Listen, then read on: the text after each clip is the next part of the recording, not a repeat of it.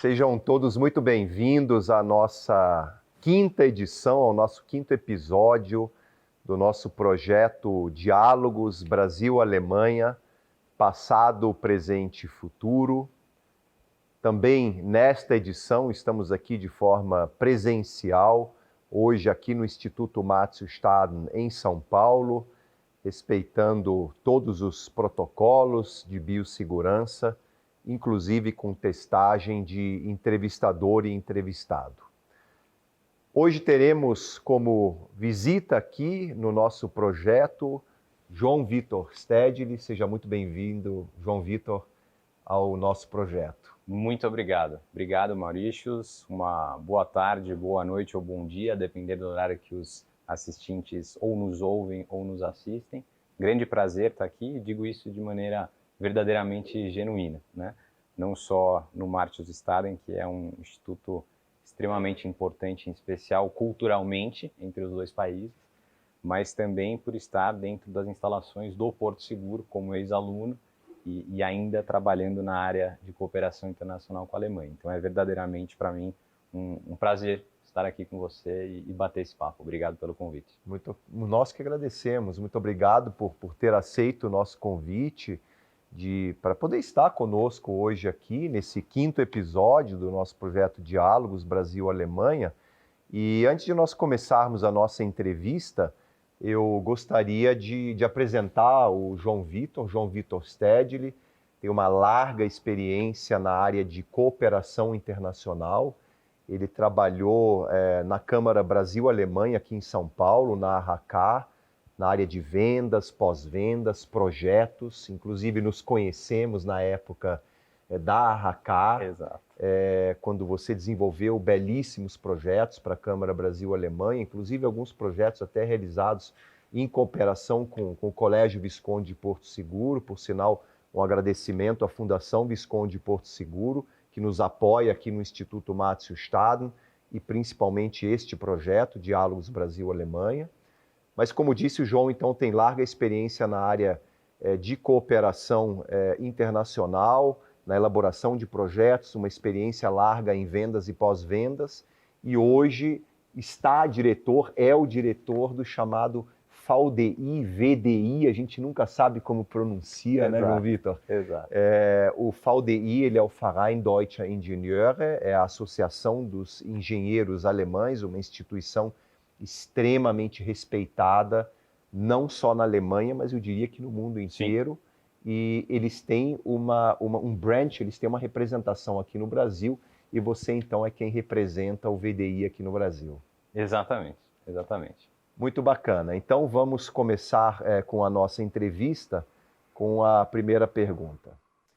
João Vitor, quem nos ouve, quem nos assiste, tem logicamente um interesse muito grande em saber quem é o VDI, quem é o VDI, uma associação, como nós dissemos, dos engenheiros alemães no mundo, presente no mundo, com 164 anos na Alemanha, e completará agora, nos próximos meses, se eu não me engano, esse ano, 50 anos de Brasil? 65. 65 anos de Brasil. Puxa, 65 anos de Brasil, mas nos conte um pouquinho, quem é essa associação, quem é o VDI ou VDI, para quem nos ouve, e principalmente para quem tem interesse, os jovens que tenham interesse ou que já sejam engenheiros ou tenham interesse em seguir essa carreira de engenheiro.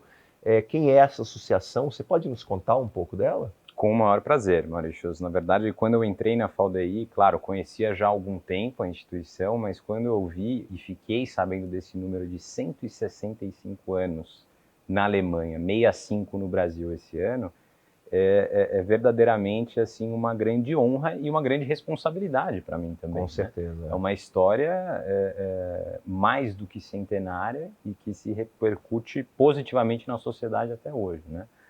Então, explicando um pouco melhor para os nossos ouvintes e assistentes o que exatamente é a VDI ou VDI, tem gente que define de algumas formas como, por exemplo, o CREA da Alemanha, tem gente que fala que é a DIN da Alemanha, que seria o equivalente à ABNT aqui do Brasil, Sim. mas a verdade é que a VDI é a Associação de Engenheiros Brasil-Alemanha, ponto, né?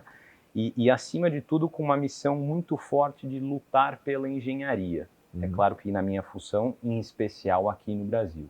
E isso através de projetos, de serviços, de diretrizes técnicas, que a gente pode dizer que é o grande business global da VDI, e eventos, né?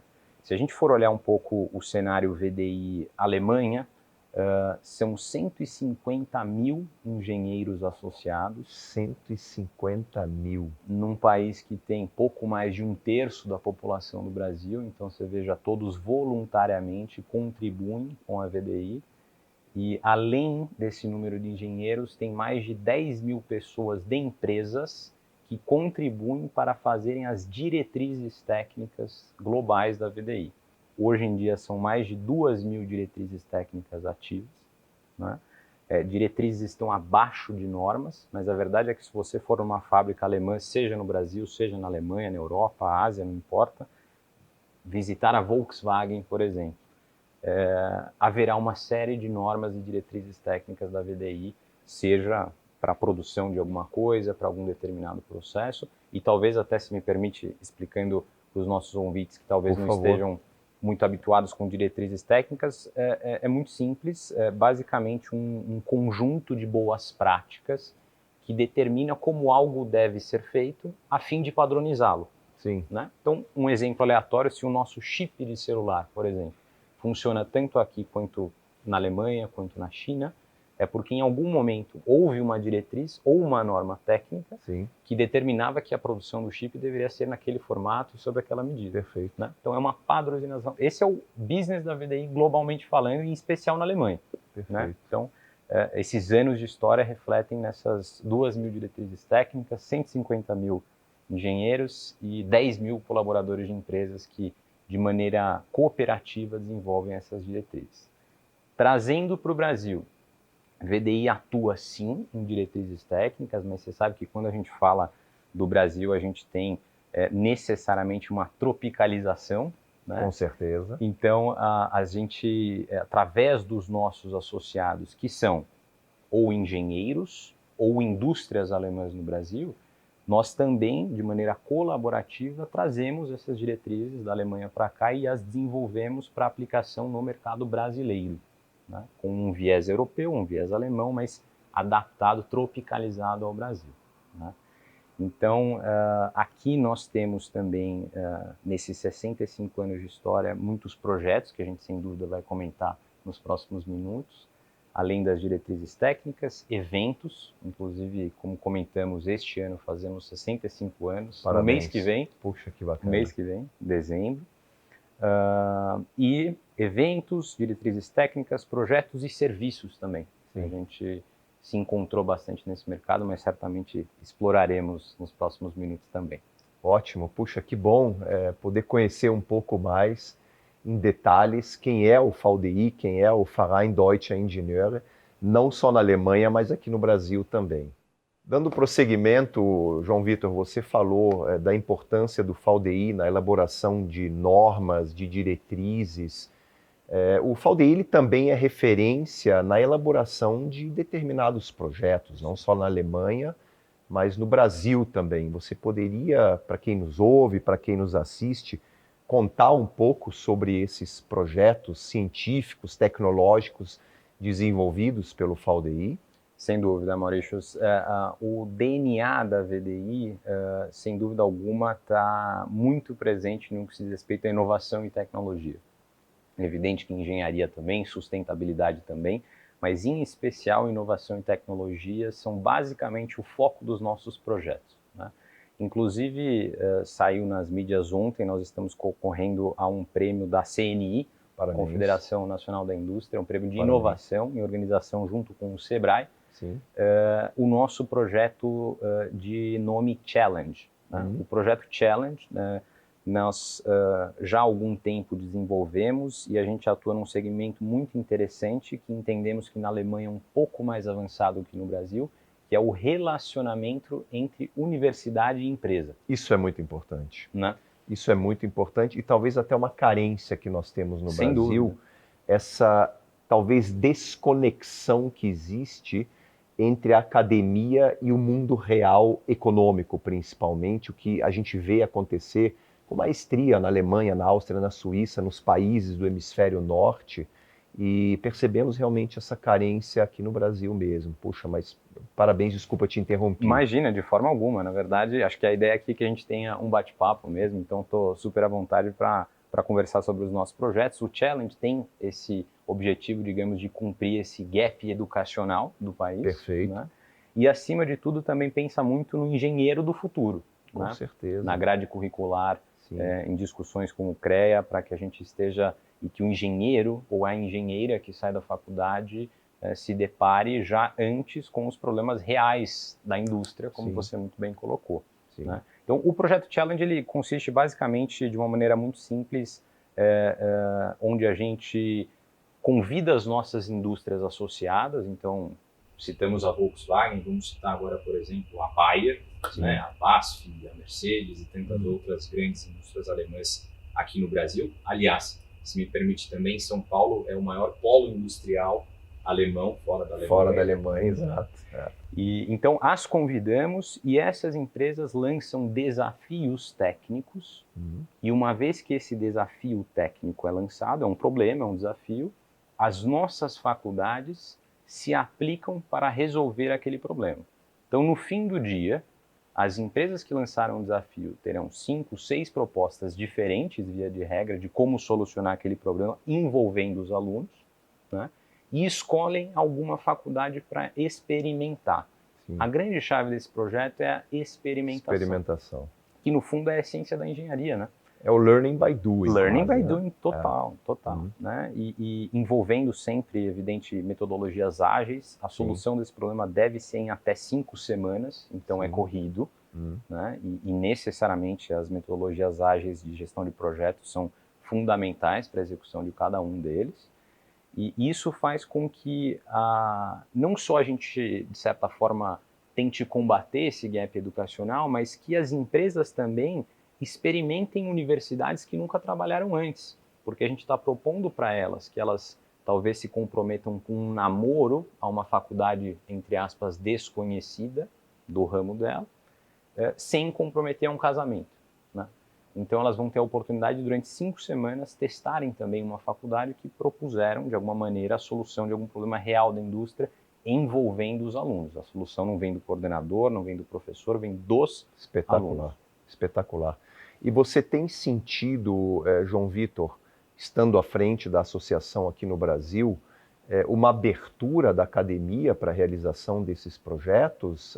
Ou você percebe uma posição ainda um pouco refratária? Como que você está percebendo isso? Está sendo possível quebrar esse gelo e realizar esses projetos com sucesso? Sim, Maurício, é um ponto muito bom e eu bato muito na tecla em diversas outras gravações que a gente teve a oportunidade de fazer. Eu acho que a gente vive uma era colaborativa. Que bom, né? Que bom. E talvez há 10 anos atrás eu possivelmente responderia não à sua pergunta, mas hoje com muito orgulho eu respondo que sim. As faculdades, as academias estão abertas sim para trabalharem de mãos dadas com a indústria, assim como na Alemanha, né? E quando a gente lançou esse projeto, eu tinha esse mesmo receio que você acabou de mencionar. Eu falei, puxa, excelente, as empresas têm problemas, elas vão se engajar, elas vão lançar os desafios delas e as faculdades vão ficar mais recuadas. E foi o oposto. Que bom. Né? Então, quando a gente lança um desafio hoje, há uma concorrência saudável, evidente, entre as propostas das faculdades para trabalharem com alguma empresa alemã. Isso é ótimo. Então, isso é ótimo. Uma disputa entre eles para quem pode abraçar o projeto. E quem ganha é o aluno. Com certeza, Quem com ganha certeza. O aluno ganha a instituição, ganha a empresa. Win-win-win situation. Exatamente. Né? Muito bacana. Puxa, isso é bom. Mas, continuando nessa linha da academia, você disse que você foi um aluno do Colégio Visconde de Porto Seguro e você falando aqui da engenharia, da possibilidade de realização de projetos. O governo alemão, ele tem um projeto muito bacana, isso eu gostaria de trazer como contribuição aqui, até ouvir a sua opinião, e no sentido de estimular crianças e jovens a se interessarem pela área de exatas. Nós sabemos Sim. que hoje existe uma carência muito grande de engenheiros e engenheiras no mundo, ou seja, Sim. o mercado de trabalho hoje ele é um mercado extremamente atrativo para aquele jovem que hoje decidir rumar a sua carreira para a área da engenharia. E o Colégio Visconde de Porto Seguro, ele trouxe para o Brasil um projeto muito bacana do governo alemão chamado Haus der kleinen Forscher, a Casa do Pequeno Cientista, que consiste justamente em estimular crianças e jovens através de pequenos experimentos, como, por exemplo, o que é a água, o que é o ar, o que é um vácuo, o que é um túnel de vento. Através de pequenos experimentos, eles tentam fazer com que a criança e o jovem se interessem pela área de exatas. Então é praticamente um primeiro passo aí para que amanhã esse jovem, uma vez formado engenheiro, seja não só um associado ao VDI Sim. na pessoa física, mas talvez na pessoa jurídica também. Aonde ele esteja no futuro, se Deus quiser, trabalhando. Eu queria trazer essa contribuição ainda, porque conforme você foi explicando o projeto e essa modalidade, me veio à cabeça aqui a existência desse projeto, que inclusive é financiado pelo governo alemão, pelo Ministerium für Bildung und Forschung, que é o Ministério para Educação e Pesquisa.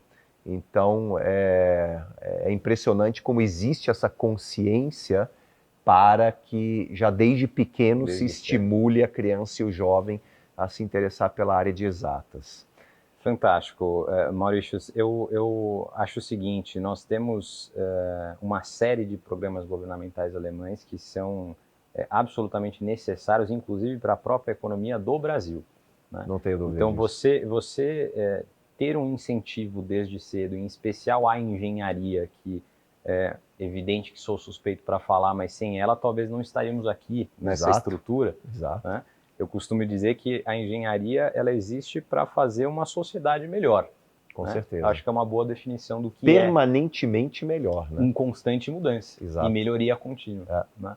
Então, esses programas são fundamentais e a gente bate bastante nessa tecla lá na VDI ou na FAUDI, em especial não só aos mais jovens, mas aqueles que estão saindo na faculdade e que eventualmente perderam um pouco o interesse pela indústria. Sim. Sabe? É evidente que você trabalhar num banco é fantástico, é evidente que você trabalhar numa consultoria é fantástico e uma carreira belíssima, não tenho dúvida disso. Mas nós temos, e acredito fielmente nisso, um papel muito forte de incentivar os engenheiros que estão saindo da faculdade a se interessarem pelas indústrias também. De transformação, principalmente. Principalmente. Né? De então, transformação, principalmente. A atratividade da indústria, ela vem de nós mesmos, né? e do posicionamento delas. Sim. E a gente tenta, ao máximo, buscar com que elas cada dia sejam mais atrativas e, como você disse, quem sabe desde pequeno. Né? Exato, exato. E para o país, não só para o Brasil, mas para todo e qualquer país, existe uma frase muito bacana que diz: um país forte é um país que tem uma indústria forte. Para você construir uma indústria forte, você precisa de mão de obra qualificada e, indiscutivelmente, você precisa ter um engenheiro participando desse processo de construção e desenvolvimento pleno de uma indústria de transformação. Puxa, mas muito bacana ter aqui todas essas informações sobre o FAUDI, sobre a carreira de engenheiro e a importância da engenharia para a nossa sociedade e para o nosso país. João Vitor, Indústria 4.0.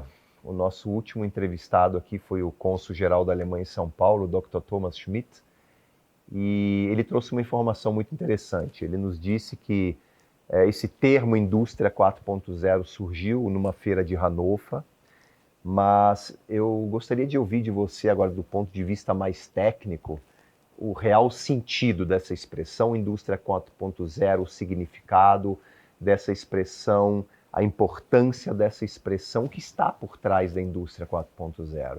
Talvez o tema da década passada, né? E quiçá das que estão por vir. Sim. Né? Então, um tema importantíssimo, alguns o determinam como Indústria 4.0, outros Quarta Revolução Industrial, mas a verdade é que acho que a denominação pouco importa e o que importa é a revolução tecnológica que estamos todos nós vivendo. Né? Entrando um pouco mais a fundo e dando alguns passos atrás com uma ótica um pouco mais histórica, a gente tinha, e você sabe melhor do que eu, a primeira revolução industrial, marcada principalmente pelos artesãos e pelas máquinas a vapor, e depois fomos para a segunda revolução industrial, onde estabelecemos uma linha de produção. Tem aquele filme famoso do Chaplin, que ele sai da fábrica depois do dia inteiro fazendo movimentos repetitivos, continuando o movimento. Terceira revolução industrial, computadorização e internet, né, que mudaram drasticamente o mercado e mudam até hoje. Verdade. E cá estamos na quarta revolução industrial, ou indústria 4.0, que nada mais é, Maurício, que um conjunto de 9 tecnologias habilitadoras, dentre elas as mais conhecidas, machine learning, inteligência artificial, realidade aumentada, realidade virtual, big data, internet das coisas e tantas outras, que compõem um estado de tecnologia onde a gente encaminha para um futuro de fábricas autônomas. Estamos distantes, sem dúvida, mas o caminho é esse. Então, essas tecnologias elas proporcionam uma melhor eficiência, uma redução de custos, né? Menor ou praticamente zero margem de erro, né? E basicamente uma competitividade, seja para o Brasil, seja para a Alemanha e seja para o país que for que esteja implementando. Então, esse conjunto dessas novas tecnologias habilitadoras, dessas 9 novas tecnologias habilitadoras, compõem a quarta revolução industrial que a gente tanto fala. As empresas estão engajadíssimas nesses temas, em especial as empresas de ponta, sem dúvida. A indústria, em especial, tem aplicações maiores que o setor de serviço, por exemplo, ainda que tenha sim. Então, vivemos essa revolução. Estatísticas interessantes, inclusive de acordo com a própria CNI, que cá há poucos comentamos. 4% das empresas da Alemanha estão na indústria 4.0. 4%. No Brasil, 1,6%. Puxa. Então você veja que estamos distantes. Né? 80% das empresas da Alemanha estão na indústria 3.0 e isso não é ruim. Né? Há uma certa, muitas vezes, é nosso papel até de desmistificação do que exatamente se compõe a indústria 4.0, mas uma automação de processos, por exemplo, uma fábrica onde você tem uma automação muito grande, com poucas pessoas na fábrica, não necessariamente a indústria 4.0. E sim 3.0. E sim 3.0. Entendi. Então, claro, Brasil um pouco atrás da Alemanha, sem dúvida, mas no caminho a gente vê um movimento, não só nas redes sociais, mas de comprometimento dos presidentes e CEOs e boards de empresas se engajando cada vez mais nos temas de digitalização. Mas acho que essa é uma boa definição para a indústria 4.0 e os reais impactos que elas terão no mercado. Né? Essas estatísticas são interessantes também, a mérito de curiosidade, e sem dúvida que, como disse no início, talvez o tema das próximas décadas, junto com alguns outros também. Interessante. Agora, puxando um pouquinho a brasa para debaixo da sardinha do FAUDI, nós temos o conceito da indústria 4.0, mas para a elaboração, a construção de fábricas futuramente autônomas, você sempre ainda vai precisar do engenheiro e da engenheira. Sem dúvida. Correto? Sem dúvida. Sem dúvida.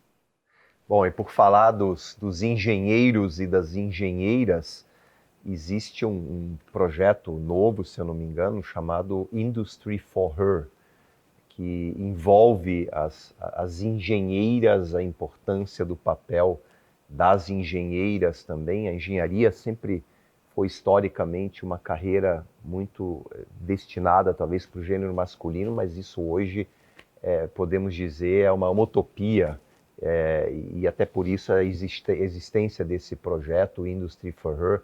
Você pode contar um pouco desse projeto? Claro. Para as nossas engenheiras, principalmente, e futuras engenheiras? Sem dúvida, Maurício. Esse é um projeto muito nobre e por mais que seja naturalmente um projeto que tenha, além dessa ação nobre, uma força social muito forte, naturalmente a gente acaba se engajando ainda mais. Né? Então, é um projeto muito especial para mim e que hoje capacita 24 engenheiras por ano e no ano que vem capacitará 200 engenheiras por ano. No Brasil? No Brasil, no Brasil. Ele consiste basicamente, Maurício, num ciclo de capacitação em indústria 4.0 para engenheiras mulheres determinados em 3 módulos. Né? O primeiro deles é um módulo teórico, de introdução à indústria 4.0, o que é, quais são os impactos, etc.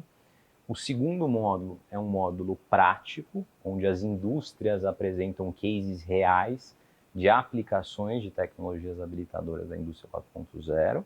E o terceiro módulo é um módulo que a gente chama de soft skills, né? Onde elas aprendem metodologias ágeis, elas aprendem design thinking, elas aprendem como se comunicar, qual a importância do networking, como utilizar as redes sociais e tantas outras coisas, né?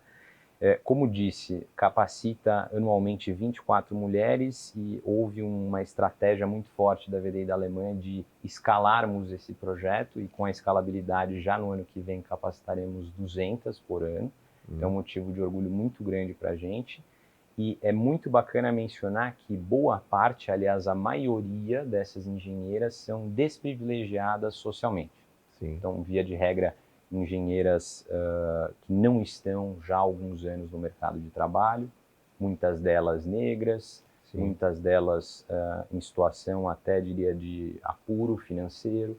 Né?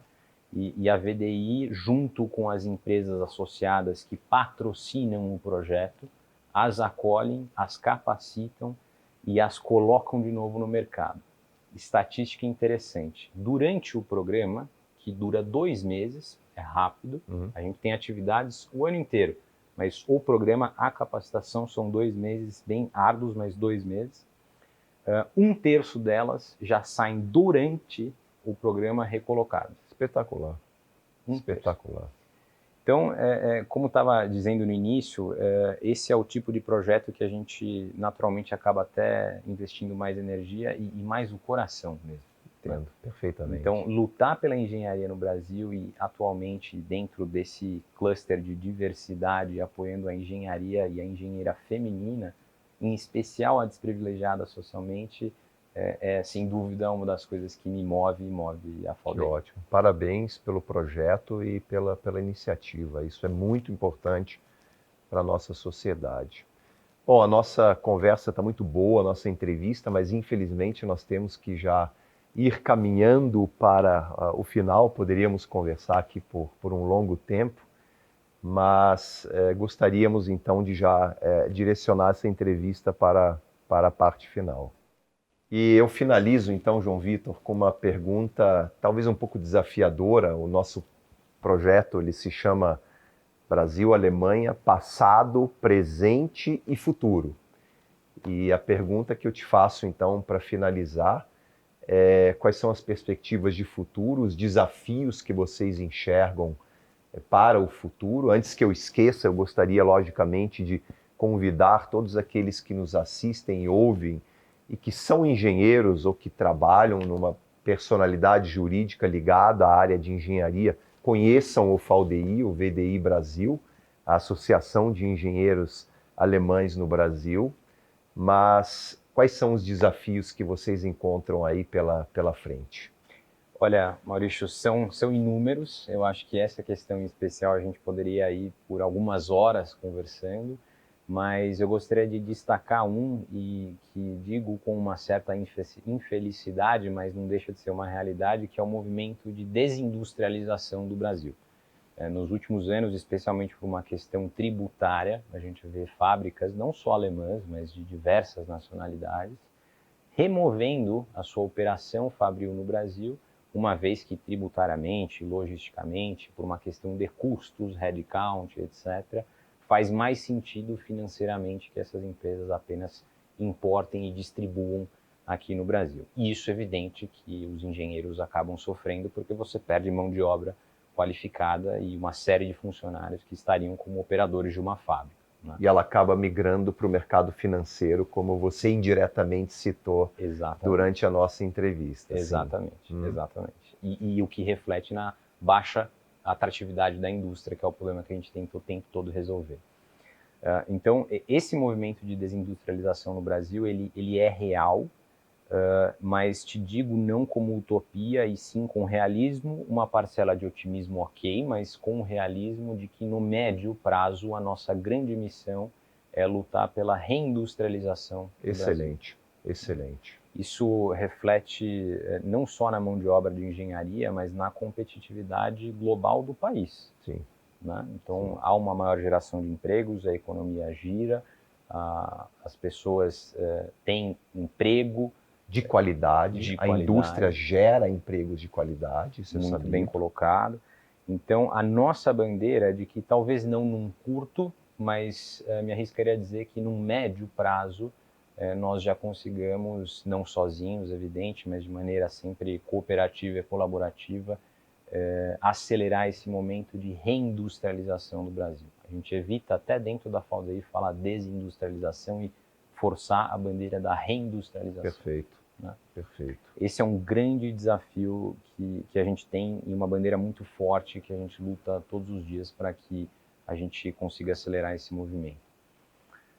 Agora, outro desafio, e talvez esse não particular, mas um dado interessante, é que do ano passado para cá, mesmo em meio à pandemia, a VDI cresceu mais de 30%. Puxa, parabéns. Como entidade sem fins lucrativos, evidente, parabéns. Mas um crescimento que talvez o número de startup que a gente vê no mercado não é comum para uma entidade Sim. de mais de 160 anos. Sim. Né? E isso, para mim, não tem nenhum significado financeiro de forma alguma. Isso, para mim, mostra a confiança do empresariado alemão no Brasil. Sim. Mostra a aposta. Sim. Né? A nossa bandeira é de que é possível, de que há retorno e de que o Brasil é um país próspero para investimento, não só alemão, mas global, como sempre foi. E é um país muito jovem, né? É um país jovem, com uma população de 211 milhões de habitantes.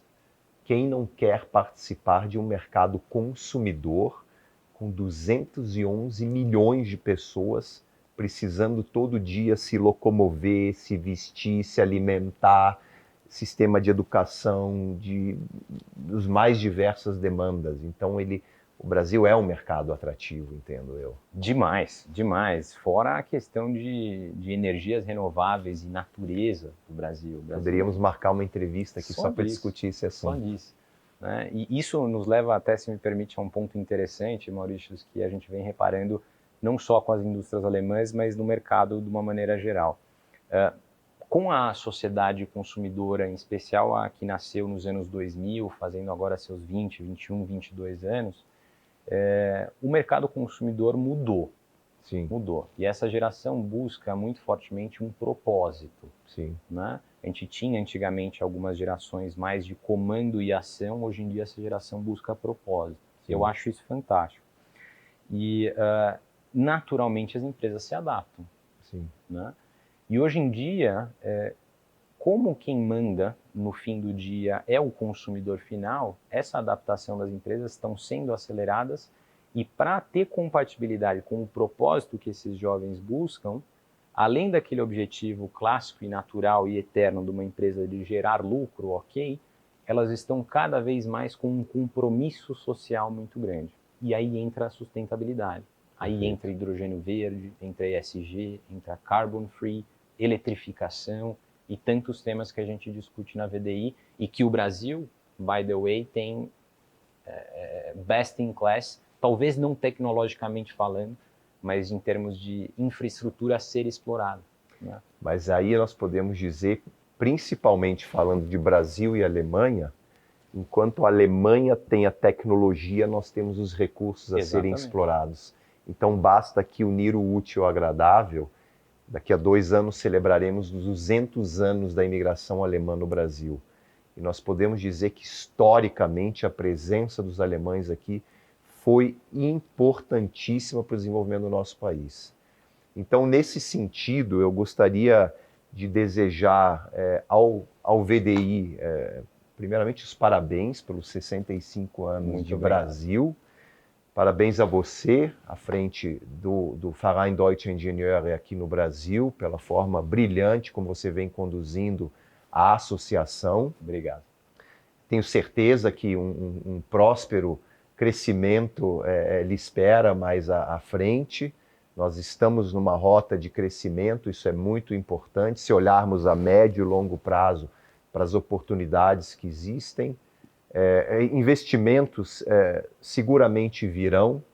Nós temos uma população jovem, como já foi dito aqui, disposta realmente a abraçar novas tecnologias e fazer o país acontecer, e que esse processo de recuperação da indústria seja, o processo de reindustrialização seja um processo de sucesso. Afinal de contas, como já disse aqui também, um país forte ele se faz através de uma indústria forte.